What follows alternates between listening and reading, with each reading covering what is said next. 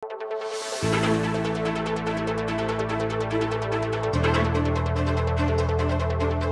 nga price monitoring ang merapat king syudad Mabalacat nganing Martes, January 30, kapamilata na po ning City Public Market Administration Office o PMAO. Regular de kanang gagawan ini, bang medinan lang proteksyon ng consumer o ren pong manyali.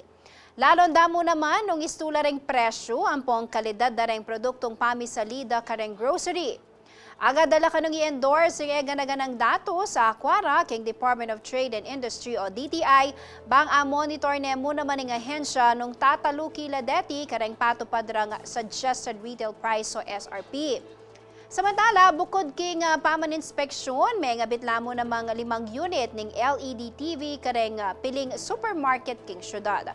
Maragulya kano saop ini, lakwas kareng manyali, uling keni dala pakit reng mialiwang infomercial dikil kareng consumer rights and welfare protection.